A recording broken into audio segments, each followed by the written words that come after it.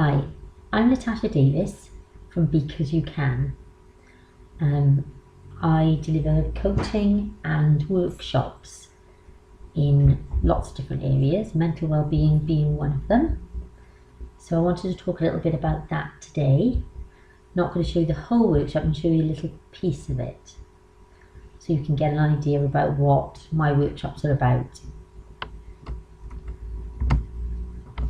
So this is a quote that I came across the other day that I think is really useful.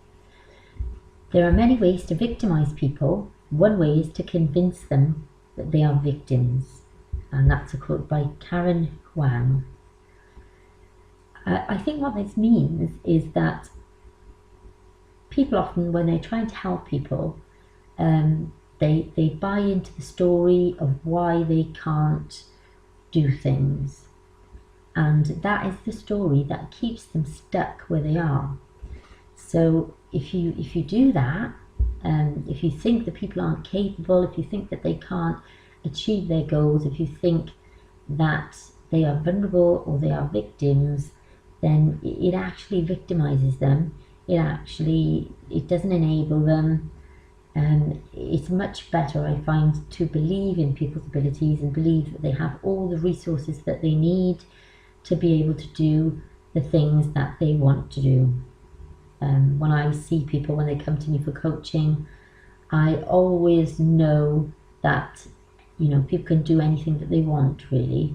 They have to want to do it enough. They have to be motivated, but these are the things that we can work on. But I always believe in them, and sometimes you have to believe in people before they believe in themselves.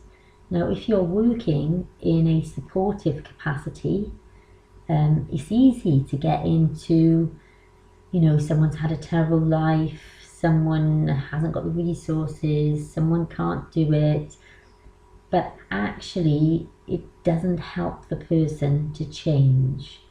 So this is a useful quote to think about in terms of working with others, in terms of people around you who might have problems or issues, and that can be problems of a nature like anxiety, or it can be problems in terms of business.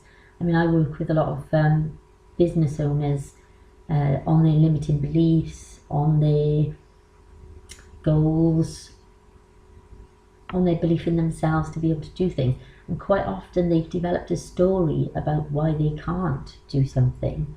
But it's important to remember that that is just your thinking, and it's not actually reality. Because for someone else who doesn't have that thinking, that isn't their reality. So there's that quote. We'll just move on a sec. People think that the best predictor of future performance is your past, but the best predictor of your future performance is where you are coming from right now. Now, some people call this your stance. So, for example, if my stance is one of possibility, one of that I can do anything, one of the world being a wonderful place, that's going to be very different from someone's stance who believes that the world is a negative place, that they haven't got the abilities to do what they want to do. So it does really matter a lot where you're coming from, what your stance is, how your thinking is, whether that thinking enables you to reach your goals. A good thing to think about, a good question to ask is, what is the most powerful action you can take right now? Now, I ask myself that every single day. If there's one question that I ask myself, it is this one. And I got told this by another coach. So they found it useful, and they obviously gave it to me. I found it useful. So, for example, in terms of business, I might think, well, I've got an hour. What is the most powerful action I can take right now? Well, it might be that sitting in my office on a computer is not the most powerful action I can take right now. It might be that ringing someone that I need to chat to about something is the most powerful action I can take. It might be that speaking to another business, or talking to an organisation is the most powerful action I can take. But if you don't ask that question, you'll end up kind of procrastinating. You'll end up doing things that take up a lot of your time, but they're not what's going to give you the best results. Again, it says there that the stance you're coming from is very important in terms of someone with anxiety. I always use the example that if you're out in the street and there's a crowd of people walking past very quickly, then they might perceive that as being danger, whereas a person who hasn't got anxiety might just perceive it as being a march, or just people moving fast, or maybe not even take any notice of it. So you can see that the same situations can affect us in different ways based on our perception. So it's good to realise that your stance or your thinking or your perception, it's not the only way. There are other ways out there. Quite often people get stuck in that's the only way, and that's what they know, and that's the truth, and the fact is it isn't. A positive self-image is really important. How do you view yourself? What kind of things do you tell yourself? Do you tell yourself that you're useless, no good, that you do things wrong? Do you tell yourself that you can do it and you have the ability? Does this view that you have of yourself help you, or does it hinder you? I often ask people, in the list of importance or hierarchy, where would you put yourself? So, where would you put yourself in that list? Quite often, people say they would put their children first, their partners first, their families first, and you're somewhere down the bottom with the dog. So you think about where you put yourself and why. It's always more useful, I find, to treat other people as equals. If you don't look after yourself, you can't look after other people effectively. So when you're thinking of others, you need to be thinking of yourself too. Spending time on you is really important as well. Quite often, people neglect themselves. Even in business, you can spend so much time working on your business that you forget to have fun. And balance is really important. So it would be good to think about, is your life balanced? Is time mastering you, or you mastering time? There are tools that can help you with this, to develop a more balanced life, or more work-life balance. And I've shared one already. I'm going to share a few more over the coming weeks. Another area that you can look at is to identify your limiting beliefs and to challenge them. Now, everyone has limiting beliefs, myself included, but when you start to identify them, you become aware of them, and then you can change or challenge them. So do you have self-doubt? Self-doubt kills lots of dreams, really. People get stopped from doing things by others. They stop themselves quite often with the internal dialogue that they have, which is self-doubt. What limiting beliefs do you hold?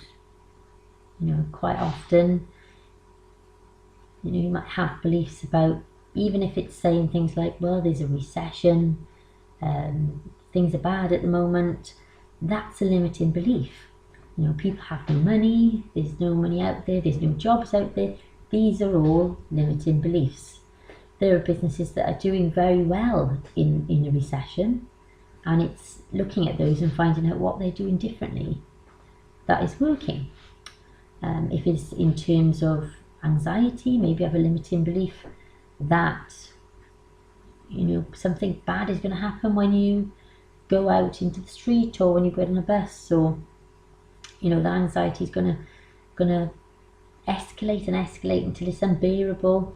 These are all limiting beliefs, because anxiety doesn't escalate, and actually by putting yourself in situations that you fear, you get to be better at handling anxiety, and anxiety actually goes down what are your limitations and have you reached them yet? Now, quite often we put limitations upon ourselves, and when we question these, we don't really know because we haven't reached them yet. When we think, oh, I couldn't do that, well, always ask, how do I know? How do I know I couldn't do that? What evidence have I got that I can't do that? What would happen if I did? Would that really be all that bad? Would it be all that good? Just, thinking gets in the way of you doing. So what I've learned is that thought isn't real. We create our thoughts, and actually we don't have to, they don't affect us unless we focus on them. So, I've learned to let my thoughts pass and not to focus on them, and that quite often the thoughts you have about doing a particular task aren't correct, because when you do it, when you clear the way with the thoughts and you actually do the task, it's never quite what you imagined it to be, and often it feels much nicer. It feels good to have done it. So, for example, with anxiety, it might build up in your head that if you go on the bus, you're going to something bad is going to happen. You're going to collapse. You're going to be sick. All these things, and actually, when you do it, you realise that you can cope, and you realise that those bad things don't happen. So it's always good to notice your limiting beliefs. This slide with blame, responsibility on, I think is a huge one, because there are two types of people in the world, really. You get people who blame others and blame themselves, which is blame. But it's also, you have no control when you're in this position. It's like a victim role. They have lots of stories about why they can't do things. It's other people may put you in a victim role. You may put yourself in a victim role. But if you're blaming yourself or blaming others, or saying the world is doing this to me, the world is affecting me, everyone's affecting me, then this is where you might be. The other end of that spectrum is something called responsibility. And this is where you go, okay, so this has happened. What can I do to change it? What can I change? This gives you control. It gives you freedom. It gives you the ability to change your situation, change what's happening, change yourself, and then others will change. So this is the place where you have more control and more freedom. When you're in victim role or blame, it doesn't feel very good. You're not really, you react into the world. You're not being active in it. You're not making the world change for you. You're being affected by the world. You're saying that situations are at fault, and there's nothing you can do about it. When you have responsibility, you say, okay, situations happen, what can I change? So that is a more positive place to be. You can move towards responsibility, hence the arrows, and away from blame, and it actually feels a lot better. So that's it. That's part of my Wellbeing workshop. You can reach me at www.because-u-and-can.co.uk.